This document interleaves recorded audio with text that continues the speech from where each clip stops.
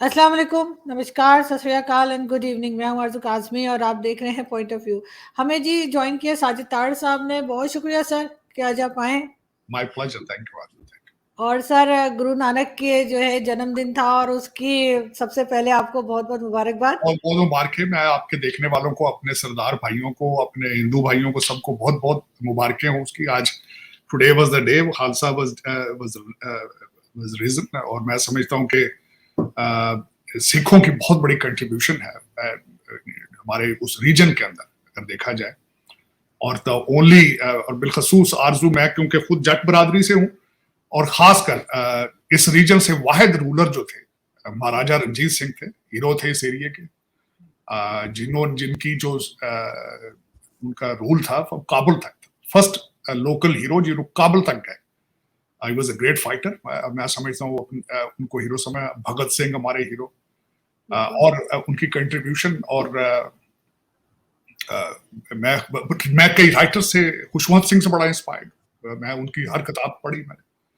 So the six have a big contribution in Punjab. बल्कि हमारा, मैं जिस रीजन से हूँ वो तो इस वाज हैवीली सिख एरिया। उसमें हमारे उस एरिया के अंदर अभी भी गुरुद्वारे मौजूद हैं।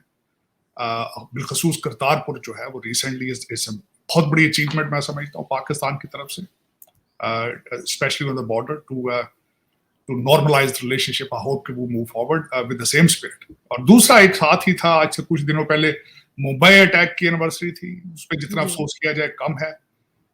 मुझे उसके हवाले से भी बात करना चाहूंगा कि मुझे फर्स्ट हैंड इंफॉर्मेशन ये है उसकी कि मैं जब मुंबई अटैक हो रहे थे तो आई वाज हियर और आई वाज वाचिंग। और बिलखसूस मैं जो टीवी पे मुसलसल जो चीजें चल रही थी, मैं आई वाज शॉक्ड। मेरे लिए सितंबर 11th was very painful to digest psychologically. Mumbai attack was the 7। 166 लोगों को बड़ी दरिंदगी के साथ उनको मर्डर किया गया। मेरे लिए वो बड़ा पेनफुल था। और जो मैं बताना ये चाह रहा था कि मैं उसके कुछ अर्सा बाद एक अमेरिकन डेलीगेशन के साथ भारत गया। मेरे साथ जुडिशरी के लोग थे, मेरे साथ अमेरिकन जजेस थे। तो हमें ताज होटल का विजिट कराया गया और वहां पे जो सारा ऑपरेशन, जिस तरह जो कुछ भी हुआ था वहां पे वो दिखाया गया। फिर हमारा लंच था वहां पे मुंबई में। हाई कोर्ट ने हमारे लिए लंच और चीफ जस्टिस और सारे जजेस आए और हमें बिलखसूस उस कमरे में, उस कमरा अदालत में ले जाया गया जहां अजमल कसाब को फांसी की सजा सुनाई गई। तो वो एक बड़ा भारत के हवाले से है। जो भारत के हवाले से दूसरी चीज बड़ी गर्दिश कर रही है कि मोदी जी, जिन्होंने 73 ईयर्स ओल्ड, उन्होंने तेजा जहाज उड़ाया। उन्होंने एक तारीख रकम कर दी है। हमारे मुल्क के अंदर हालात ये हैं कि 2 वजीर आजम अदालतों में हैं, जो कि कोई फख्र वाली बात नहीं है। एक ही दिन में 2 वजीर आजम अदालतों में पेश हुए और एक वजीर आजम साहब जो है वो बाहर से पैसे मांगने के लिए गए हुए हैं। वो भी कोई फख्र वाली बात नहीं है, वो भी शर्मिंदगी है। और मैं ये समझ, उनके साथ हमारे आर्मी चीफ भी गए हैं वहां उनके साथ जी। लेकिन मेरे एक समझ से बाहर है चीज कि जब तक आप एक घड़ा है, एक कोई ऐसा आपका बर्तन है जो नीचे से लीक हो रहा हो, फटा हो, टूटा हो, ऊपर से आप पानी उसमें भरते जाएं, क्या फायदा उसका? आप दुनिया से डॉलर मांग रहे हैं बड़े बुरे तरीके से, मिन्नतें कर करके, लेकिन नीचे से करप्शन, वो पैसा तो सारा निकल के लंदन और दुबई जा रहा है। लेकिन सर ये तो बहुत दिनों से देख रहे हैं सर हम कि इमरान खान के टाइम पे भी आर्मी चीफ साथ जाते थे तो पैसा मिलता था इनको, और अभी भी यही हो रहा है। इमरान खान साहब अमेरिका आए थे, मैं तो उसका फर्स्ट हैंड, मैंने कई मीटिंग्स यहाँ अटेंड की थी, वो ब्यूरो एस्टेब्लिशमेंट की मीटिंग्स मैंने अटेंड की थी। इनके साथ तो मैं जाने का फायदा नहीं था। और यहाँ पे जो मुझे पता है कुछ, अब जहां भी जाते हैं ये तो एक ऐसा ही होता है ना, साथ एक अपना एक वर्कर के, अपना एक मुलाजम साथ ले जाए, उसको कहा जाए चू अंगूठे लगा, असली पेपर तो उन्होंने साइन करने होते हैं क्योंकि उन्हें पता है ये लोग तो जिम्मेदारी नहीं है। अब उसमें जो एक ये वाकया था मेरे लिए हैरानी वाली बात है, वजीर आजम साहब गए। जो मैं पहले बात कर रहा था कि पाकिस्तान के अंदर से पैसा तो भाग रहा है, बाहर से पैसा लाना तो मुश्किल ही नहीं, वो तो 76 सालों से आ रहा है। डॉलर तो बहुत आ रहा है आपके पास, लेकिन वो डॉलर रुक नहीं रहे हैं। उसको रोकने का बंदोबस्त कोई नहीं आप कर रहे हैं। आप बाहर से पैसे मांगने चले जाते हैं लेकिन वो आते ही नहीं है पाकिस्तान में पैसे। और जो सबसे बड़ी खबर आज एक और है, जो पाकिस्तान की बदनसीबी है सबसे बड़ी, IMF ने आपके टैक्स का चार्ज उन्होंने ले लिया, टैक्स का। अब indirectly it is almost same thing कि अब पाकिस्तानियों के जो कि मैं समझता हूं दुनिया का सबसे बड़ा लेबर कैंप है, उसकी टैक्स की डिक्टेशन आईएमएफ दिया करेगा। बिल्कुल। और वो लेबर कैंप इसलिए मैं इसको करार देता हूं कि पैसा रूलिंग एलीट 5-10 हजार लोग हैं जो लूट रहे हैं, जो आईएमएफ का पैसा आता है, जो वर्ल्ड बैंक से पैसा आता है, जो यूएई से, सीपैक से, सऊदी अरेबिया से, वो तो सीधा चला जाता है ना बाहर के अकाउंटों में। आपको उन्होंने रखा हुआ 25 करोड़ लोगों को मार मार के आपका खून चूस के उनकी किस्तें देने के लिए, तो ये लेबर कैंप है और क्या है ये। और उसमें फिर आके मजाक उड़ाते हैं आपका। आज मजाक उड़ाया मेरे एक और वतन अजीज के लीडर ने, इसहाक डार ने, जो आगे फ्यूचर का आपका फाइनेंस मिनिस्टर होगा। उन्होंने कहा डॉलर का असली रेट 244 रुपए होना चाहिए। भाई आपको किसने रोका है? आपकी वजह से तो सारी क्यामत उतर रही है पाकिस्तान के ऊपर, क्योंकि आप डॉलर पाकिस्तान में आने नहीं देते। आप अब आप जो तैयारियां करके आए हैं पिछले 5-6 साल, आप भूख से, आपके हालात खराब हैं, आपकी प्रॉपर्टियां रिपेयर होने वाली हैं, आपके बच्चों की ट्यूशन फीसें, शादियां होने वाली हैं, अब आप आ गए हैं तैयारियां करके लूटने के लिए। सर इसहाक डार ने ये भी कहा है कि वो कंट्रीज बेवकूफ है जिनकी करेंसी एक जगह स्टेबल रहती है, ये ऊपर नीचे होती रहनी चाहिए। बिल्कुल ठीक है भाई, इनसे सीखना चाहिए ना। ये तो बहुत बड़े फिलासफर हैं। जिस तरह इनके मुल्क के जो लीडर हैं वो ये कहते हैं कि चांद पर हमने जाना था। भाई चांद पे जाना हमने था, भारत ने हमारा प्लान चोरी कर लिया। ठीक है, करें। मैं अगली जो 2 खबरें थी, शहजाद अकबर साहब कहते हैं मेरे ऊपर तेजाब फेंक दिया किसी ने। वो बड़ी एक लतीफे वाली बात, आपने पूरे मुल्क के ऊपर तेजाब फेंक दिया है। आप कहते हैं इंग्लैंड पे आपके ऊपर तेजाब कौन फेंकेगा? क्या सर पड़ा किसी का? दूसरा एक और खबर आई है कि 2 भागे हुए फौजी यहां से, एक कनाडा में है, एक इंग्लैंड में है, जी। उनको कहते हैं जी हमने कोर्ट मार्शल। भाई जो लोग यहां बैठे हैं उनका कोर्ट मार्शल तो करते नहीं हो, खुदा का नाम है यार। जो भागे हुए 2 लोअर लेवल के जो है चपड़ासी टाइप लोग हैं, आपने उनको कहा दिया ये कोर्ट मार्शल कर दिया, लोगों को बताने के लिए देखें हमारा कितना कानून, हमारा सिस्टम कितना काम कर रहा है। और जो इधर बैठे हैं यार लूट के सारा कुछ, अपने जो पेटों पे हाथ मार रहे हैं, उनके तो बारे में आप नाम भी नहीं लेते हो। कोई बात करे तो आप उसी वक्त एंकर को उस चैनल से उतरवा देते हो आप। लेकिन ये कि आरजू अगर देखा जाए तो कोई ढंग की बात सामने आ नहीं रही है। आज जो सिर्फ एक ही अच्छी बात है कुछ थोड़ी फलस्तीन के हवाले से, कि वहां पे वो आज आखिरी दिन है उसका, जो ट्रूस हुआ था उनका, तो उस पर सुना है कि उसको मजीद एक्सटेंड किया जा रहा है कि अगर रोजाना 10 हॉस्टेजेस ये छोड़ेंगे तो 30 जो कैदी हैं फलस्तीनी उनको इजराइल छोड़ेगा, तो पर डे के हिसाब से तो वो आगे एक्सटेंड हो जाएगा। ये अच्छी बात सुनने को आ रही है। वहां पे एड जा रही है। अब देखें, और इससे आगे कोई उम्मीद उभरी है जो वहां पे एक लिविंग हेल्थ थी, उसमें एक उम्मीद की किरण आई है। और मैं रिक्वेस्ट करूंगा खासकर हमास से कि आप भी ये भी इज्तनाब करें। मैं इन्हीं को कसूरवार ठहराऊंगा क्योंकि शुरू इन्होंने किया था। और दूसरा इजराइल को भी, जो वो हमेशा ये कह देते हैं कि दिस इज कोलैटरल डैमेज, ये कोलैटरल डैमेज नहीं है। आपके 1400 मरे हैं तो आपने 14,000 मार दिए हैं, ये कोई रेशो कोलैटरल डैमेज की भी ठीक नहीं है। और मरने वाले सारे सिविलियन हैं। लेकिन ये दुआ खैर करें उनके लिए भी, पाकिस्तान के लिए भी दुआ करें कि जो पैसे आ रहे हैं, आसिम मुनीर साहब जो लेकर आ रहे हैं, वो भूखे पाकिस्तान में पैसे। मगर सर ऐसे कब तक चलेगा? काम ये करे नहीं। दूसरी तरफ अगर हम भारत को देखते हैं तो वहां पे वो तेजस फाइटर प्लेन जो है उसके अंदर हमने देखा मोदी जी उसमें ट्रैवल कर रहे हैं, कभी वो यूएई जा रहे हैं क्लाइमेट कॉन्फ्रेंस अटेंड करने, और हमारे प्राइम मिनिस्टर सिर्फ भीख मांगते फिर रहे हैं अभी तक। देखिए बस ये फिर एक कल्चर, जब 76 साल से आपकी सिर्फ तरबियत ही ये है तो फिर वो ऐसा ऐसा आते जाती है ना। ये कोई रोके या तो फिर रोके, मुझे तो उम्मीद भी नजर नहीं आ रही, क्योंकि आपने करप्शन के ऊपर कोई क्रैकडाउन ना किया है, ना करने का कोई इरादा है। अभी तक सारे जो हैं वो लूट रहे हैं। मलिक रियाज साहब को मर्जी से भेजा गया है बाहर, जो जितना ताकतवर है उतना लूट मार करके निकल जाता है। और रिश्तेदारियां हैं एक दूसरे के साथ। मैं हमेशा आपको कहता हूँ ये कि बड़े, अब तो आप प्रोफेशनल हो गए इस चीज में, लूट मार में। आपने शादियां कर लेते हैं, जो हमारे सीएसएस बच्चे हैं वो सियासतदानों की लड़कियों से शादियां करते हैं, जो सियासतदान होते हैं वो सीएसएस अफसरों को बच्चियां दे देते हैं ताकि मिल के खाएं। तो फिर साले बहनोई की गेम है, फिर वो इतनी जल्दी तो नहीं होगी। उस पर कोई हाथ डालने वाला अभी तो मुझे नजर नहीं आ रहा। मैं हाफिज साहब से बड़ा पुरुमीद था, हूं अभी भी। काजी फैज ईसा से बड़ा पुरुमीद हूं। देखें, शायद कुछ देखा है पिछले हफ्ते, कुछ आर्मी के अंदर चेंजेस हुई हैं। मैं दुआ गो हूं कि हाफिज साहब जो हैं वो इस चीज के ऊपर हाथ डाल सकें, खासकर बिल्कुल करप्शन के ऊपर। वरना बिल्कुल वरना आपके बचने की गुंजाइश को नजर नहीं आ रही। बिल्कुल सर, आप सही कह रहे हैं। लेकिन सर, अगर हम बात करें भारत की, और अभी क्लाइमेट कॉन्फ्रेंस में जा रहे हैं पीएम मोदी दुबई 30 नवंबर को, और 1 दिसंबर तक की वो है। उसके अलावा तेजस का बहुत चर्चा था, बहुत वहां पर सोशल मीडिया पर भी और हर जगह। ये अचीवमेंट आप कैसे देखते हैं भारत की, खासतौर पे देखिए, तेजस की? ये तो तेजस तो बड़े अरसे से था, इसके इंजन वहां बनने थे, यहाँ से हम्म, टेक्नोलॉजी जानी थी। अब वो तो देखें, उनकी तो तरक्कियों पर हैं। आप उसकी बात कर रहे हैं, मैं भी आज सुबह मेरी नजर से गुजरा है कि जो वहां पे इंडियन पंजाब के अंदर सुतलज, दरियाए सुतलज के पास से हम्म, और टेंटलम एक धात मिली है, जो मैं उसकी 1802 में सबसे पहले स्वीडन कोई साइंटिस्ट था उसने।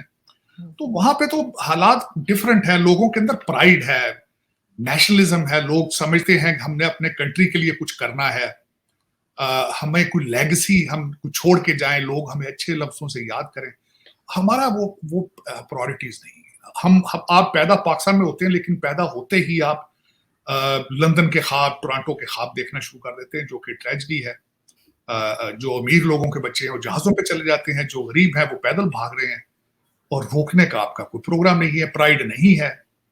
इंग्लिश से आप नाराज हैं, तालीम से आप नाराज हैं, फिर आप तरक्की किस तरह करें? देखिए, जब आपको मौलवियों ने फतवे दे दिए हों, जब ब्रिटिश आए थे यहाँ पे, जिन्होंने मुगल जो थे, जब वो, हालांकि मुगल भी यहाँ के नहीं थे, इन्वेडर थे, उनको उन्होंने जब निकाला था तो आपके मौलवियों ने फतवे दे दिए थे इंग्लिश पे। आज भी मुझे लगता है आप यही समझते हैं कि इंग्लिश पढ़ने से आप काफिर हो जाएंगे। तो आप फिर, मुझे तो जो करंट सर्कमस्टांसेस में, मैं आई वाज सरप्राइज्ड, आरजू, मैं देखता रहता हूँ आपके पढ़े लिखे लोगों की जो फेसबुक के ऊपर मेरे या मैसेजेस व्हाट्सएप के ऊपर करते हैं, और उनकी ग्रामर और मैं उसमें जो स्पेलिंग्स देखता हूँ, तो दिल बिल्कुल। होता है, ये क्या है? ये किस तरह तरक्की कर पाएंगे? किस तरह तरक्की करेंगे आप? सर, जिन्होंने इंग्लिश पढ़ रखी है, जो प्राइम मिनिस्टर रह चुके हैं, मिनिस्टर्स सर बैठे हुए हैं, वो क्या करेंगे? आज भी वो मुर्तजा वहाब, जो कि वहां पर पीपल्स पार्टी के हैं कराची में, उनका कहना था कि जी हम कराची को ऐसा बना देंगे कि जैसे ऐसा लगेगा जैसे दुबई है, दुबई जाने की जरूरत नहीं पड़ेगी, आप यहीं घूमें। जबकि अपनी पार्टी के सारे मेंबर्स उठकर, और जो लीडर्स हैं वो सब दुबई बैठे हुए हैं। जरदारी साहब भी दुबई चले गए हैं, बिलावल भुट्टो भी दुबई जा चुके हैं। इस वक्त तो वो, खैर, ये तो एक इस पे तो मैं यही कहूंगा, एक तो आपको पता ही है उनके एक नई एक खबर आ रही है पीपल्स पार्टी के हवाले से, आपने बात की है कि सुना है आसफा जो है वो बिलावल को रिप्लेस करने के लिए तैयार किया जा रहा है उसको, क्योंकि बिलावल साहब अपने वाले साहब के खिलाफ खड़े हो गए। बिलावल साहब की इंटेंशंस थी कि एस्टेब्लिशमेंट को हेड्स ऑन, जो इमरान खान ने जिस तरह एंटी एस्टेब्लिशमेंट जो एक ट्रेंड बनाया था, उसी को आगे वो प्रमोट करें। लेकिन जरदारी साहब कहते हैं कि अगर एस्टेब्लिशमेंट को इस तरह आंखें दिखाएं तो जो लूटमार की भी है पिछले 20 साल की भी, उसका क्या बनेगा? तो उन्होंने सुना अपने इख्तलाफात हैं, आसफा आ रही है, ये मेरी इंफॉर्मेशन तो ये मैं ये देख रहा हूँ। और दूसरा जो एक और यहाँ पे जो इस वक्त चैटर चल रहा है इस्लामाबाद में कि हो सकता है इलेक्शन डिले हो जाए, क्योंकि नवाज शरीफ साहब जो हैं, उनकी जो सियालकोट में उन्होंने अगले दिन स्पीच दी है, उसमें मायूसी झलक रही थी बिल्कुल। उन्होंने आके जब ऑन ग्राउंड रियलिटी देखी है तो लोगों की नफरतें, और जो फिर उसके बाद उन्होंने देखा कि लाहौर से भी वो अपनी सीटें नहीं जीत सकेंगे, तो फिर जीतेंगे कहां से? वो अब उनका फोकस क्या है? जो मैं अंदर की बात मुझे पता चली है कि उनका फोकस है कि देहाती एरिया से हम इलेक्शन लड़के जीते हैं सारी फैमिली। और देहाती इलाकों से क्यों? क्योंकि वहां पे बरादरी के वोट होते हैं, वहां पार्टी के वोट नहीं होते। तो वहां से ये जाएंगे और जो इनके इलेक्टेबल्स हैं उनके उनके कदमों को छू के तो जाके उनसे कहेंगे कि हमें कुछ सीटें यहां से ले दो। लेकिन उनकी बातों से मायूसी लग रही थी बहुत ज्यादा सियालकोट में उन्होंने जो की है। और फिर नरेटिव उन्होंने अपना चेंज करने की कोशिश की, वही कि मुझे क्यों निकाला और जो मुझे निकालने वाले हैं उनको पकड़ा जाए। हालांकि ये लंदन में वादे कुछ और करके आए थे, लेकिन उससे मायूसी लग रही है। और इस वक्त चैटर इस्लामाबाद में चल रहा है कि हो सकता है इलेक्शन सितंबर तक चले जाएं। मौलाना फजलुर रहमान साहब सर्दी का बहाना कर रहे हैं, टेररिज्म का बहाना कर रहे हैं सूबा सरहद के अंदर, केपीके के अंदर। तो इस वक्त ये भी चैटर चल रहा है। देखें, मेरी नजर में तो इलेक्शन पाकिस्तान का हल नहीं है। पाकिस्तान का हल करप्शन है, और इलेक्शन के अंदर कोई ऐसी सलाहियत नहीं है कि आपकी करप्शन रोकी जा सके। मेरे ख्याल में इलेक्शन होगा तो मजीद लोग आएंगे भूखे होकर जो पैसा इलेक्शन में लगाएंगे, क्योंकि कारोबार है। 10-15 करोड़ वो इलेक्शन में लगाते हैं तो 25-30 करोड़ वो बनाने के चक्कर में होते हैं, तो फिर वही दरिंदगी होगी, लूटा जाएगा पाकिस्तान। लेकिन सर फायदा क्या इलेक्शन का, जब पहले से पता है एस्टेब्लिशमेंट लेकर आ रही है, एजेंसीज ला रही है नवाज शरीफ को, कोई तो फायदा नहीं। फिर नवाज शरीफ को किस बात की घबराहट है? उन्हें थोड़ा ना आपने चाहिए आ जाएंगे। आरजू आपने जो एक हाइब्रिड सिस्टम क्रिएट कर रखा है, इसकी बुनियाद प्रेसलर अमेंडमेंट है। यहाँ पे दुनिया को दिखाने के लिए, देखें जी हम डेमोक्रेटिक हैं, ये देखिए हमारे प्राइम मिनिस्टर हैं, देखें कितना अच्छा सूट पहनते हैं, टाई कितनी अच्छी है, इंग्लिश भी बोल लेते हैं भाई। अरे हमारे प्राइम मिनिस्टर भी इंग्लिश भी बोल लेते हैं। वो खुदा का नाम ले गया, अरे क्या ये ड्रामा, लोगों को पता है। वो 1000 दफा कह चुके हैं यार हमें पता ही नहीं पाकिस्तान में बात किससे करें। 1000 दफा लोग कह चुके हैं, बात तो वो ठीक है, लेकिन बस वो फिर क्या जब जाते हैं, जिस तरह बाप के साथ बच्चा होता है, इसी तरह जहां जाते हैं वो साथ बच्चे को ले जाते हैं, चल यार बेटा तू आगे हो जाए यार थोड़ी देर। आज भी सर ये जो पैसा मांग के ला रहे हैं, सर सिक्योरिटी का क्या करेंगे? यहाँ पे अगर कोई भी पैसा लगाता है पाकिस्तान में, क्या उसका पैसा वापस आएगा? क्या सिक्योरिटी है यहाँ पे लोगों को कि जो पैसा वो इन्वेस्ट कर रहे हैं, चाहे गल्फ कंट्रीज ही क्यों ना हो? पहले चाइना का हाल देख चुके हैं। नहीं, वो ये अभी तक तो मैं आज सुबह जो आर्टिकल पढ़ा वो मेमोरेंडम ऑफ अंडरस्टैंडिंग साइन हुआ है, अभी तक पैसा आने की अभी तक कोई बात नहीं है। और मेरी इंफॉर्मेशन के हिसाब से सऊदी अरेबिया ने रिफाइनरी का प्रोजेक्ट कैंसिल कर दिया है। जिस कंट्री के अंदर बम फट रहे हो मस्जिदों में, और जिस लोग इस तरह मर रहे हो, और जो अवाम है, कौम है, मॉरली बैंकरप्ट हो चुकी हो, वहां से लोग पैसा लेके भाग रहे हैं। आप कह रहे हैं लोग बाहर से पैसा लेकर आए। लोग अंधे थोड़ी ना, लोग अंधे तो नहीं है, वो तो कुछ देख के करते हैं। जहां पे आईएमएफ टैक्सेशन का चार्ज अपने हाथ में ले आप क्या ख्याल है वहां पे लोग पैसे लेकर आएंगे वहां? क्यों सर यहाँ तो बताया जा रहा है बिलियन ऑफ डॉलर्स का कॉन्ट्रैक्ट हो रहा है, एग्रीमेंट्स हो रहे हैं। ये तो फिर कहने की बात है, जाहिर है आपको उन्होंने कोई लोरी लेके सुलाना भी तो है ना शाम को, तो फिर उन्होंने कहना होता है। देखें जिस तरह वो मैंने एक दफा सुना, कहते जी सिंध से तेल निकल आया है, वो जी समुद्र कराची से तेल निकला है, लोग बाहर से मजदूरी करने आएंगे, यहाँ पे लाइनें लगा करेंगी, यहाँ लोग बाहर से आएंगे काम करने। कैसी बातें आप करते हैं? चले हाँ, कहते हैं बातें करने को अच्छी हैं, बातें करने को अच्छी हैं, क्या कोई हर्ज नहीं है। कहते ख्वाब देखने को प्राइस तो नहीं है ना, ख्वाब देखने में क्या हर्ज है। वो भी 25 करोड़ लोगों को बेवकूफ बनाना हो तो वो बड़ी खूबसूरती से बना रहे हैं। हाँ, एक और खबर जो खासकर भारत के हवाले से आपने याद कराई, कल 2 मंदिरों के बारे में, जो एक तो हिंगलाज मंदिर सिंध के अंदर थरपारकर डिस्ट्रिक्ट में, उसका इशू था, और दूसरा मंदिर जो है एक वो LOC कश्मीर के साथ, और जो उसमें जो सबसे ज्यादा एक उनको एक की तो बाउंड्री तोड़ी गई है, और दूसरा जो वहां पे थरपारकर सिंध के अंदर है उसको तो बिल्कुल तोड़ दिया है। मैं उसको कंडेम करना चाहूंगा डेफिनेटली, यूनेस्को की साइट थी। और फिर मैं ये जरूर कहना चाहूंगा कि आप बार आप अगर कहीं और कोई बात हो जहां आपकी मर्जी हो, कहीं आपकी मस्जिद को कोई हाथ लगाए, तो आप जो यहाँ पे फतवे देते हैं जुमे वाले दिन, जो हमारे मौलवी साहबान है वो उसको कारोबार बना लेते हैं, तो फिर इस पे इतराज ना किया करें। बस भी इबादत गाहें हैं, लोगों के सेंटीमेंट्स उसके साथ अटैच होते हैं। हाँ, चाइना के अंदर अगर 2000 मस्जिदें गिरा दें तो आप उफ भी नहीं करते, आप उस पर तालियां बजाते हैं, कहते हैं हमारी दोस्ती हिमालय से ऊंची, क्योंकि वो आपको पैसे देते हैं। तो ये एक डबल स्टैंडर्ड है, एक डबल किस्म का इस्लाम जो है उसका प्रचार है। लेकिन मैं कंडेम करना चाहूंगा कि जो 2 मंदिरों को बिलखसूस, एक कश्मीर LOC के पास, वो यूनेस्को ने उसको हेरिटेज साइट जो है वो डिक्लेयर किया था। लेकिन मुझे कल किसी ने मुझसे पूछा अफसोस के लिहाज से, उन्होंने कहा यार ये 2 मंदिर यूनेस्को की साइट थी, आपने उसका भी नहीं ख्याल किया। तो मैंने जवाब दिया, भाई टेक्सला जो दुनिया की कदीम तरीन यूनिवर्सिटी थी, आपको पता होना चाहिए कि हमारी लैंड माफिया की नजर उसके ऊपर भी है कि उसको गिरा के सारे को टेक्सला एरिया को वहां पे प्लाट बना दिया जाए। आप किसी वक्त ये भी देखेंगे, आप हड़प्पा और मोहनजोदड़ो काश मलिक रियाज साहब की नजर में आ गई तो वो भी उड़ जाएंगे। सर मलिक रियाज नहीं तो DHA ही ना बना दें। लेकिन सर बात सारी है कि ये हम कब तक यही अफसोस का इजहार हम लोग करते रहेंगे, या आखिर ये चीज रुक ही नहीं रही है किसी तरीके से, कि मंदिर को तोड़ना, दूसरे लोगों को तंग करना, किसी भी और रिलीजन के लोगों को परेशान करना, ये हमारे तो किसी तरीके से नहीं रुक रहा। मैं तो मतलब अफसोस कर के अब थक गई हूँ। मैं खुद मेरा दिल टूटता है। मेरे पास अल्फाज नहीं रहते अब नहीं, कुछ कहने के लिए। 1947 में पाकिस्तान में 21% हिंदू बसते थे, 21%। आज 1% है, 1%। आप हिंदुओं को छोड़ दें जो आपने जड़ावाला में चर्चों के साथ किए, आप किस चीज को देखेंगे?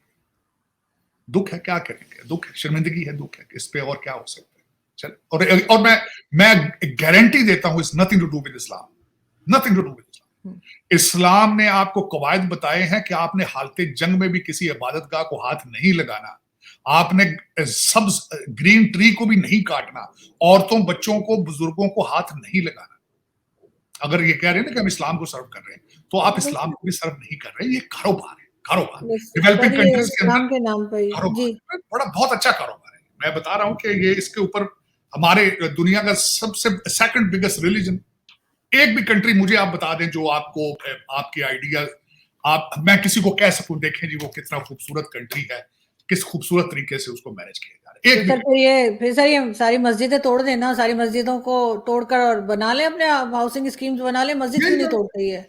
नहीं करते, आपको पता है, आपको कब्रिस्तानों के ऊपर तो देखे ना, खबर मानिका साहब के ऊपर चार्जेस तो ये कब्रिस्तान के ऊपर शॉपिंग सेंटर बनाया उन्होंने, और ये पुराना सारा रवाज है जहां शहर एक्सपैंड होते हैं, कब्रिस्तानों के ऊपर कॉलोनियां बनती हैं।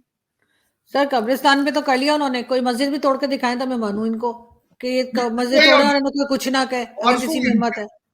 दूसरों के मंदिर तोड़ते हुए इनको डर नहीं लगता, लेकिन हाँ मस्जिद के लिए सब खड़े रहते हैं। नहीं, वो भी अपनी मर्जी कैसे करते हैं। मस्जिदें चाइना ने तोड़ दी 2000 मस्जिदें, उसमें बोलते हैं, नाम भी नहीं लेते उसका। उधर से तो सर पैसा आता है ना, उसको थोड़ी कुछ कहेंगे। ना टायर जलाते हैं, ना उनकी एम्बेसी बंद करने को कहते हैं, ना कहते हैं एम्बेसडर को निकाल दो, वो भी नहीं कहते। नहीं निकालना कहाँ है, खाएंगे कहाँ से भाई? बच्चे बैठे हो लंदन में भूखे, तो आप निकालेंगे? सवाल ही नहीं। बहुत शुक्रिया सर, क्या जा पाए। Thank you so much.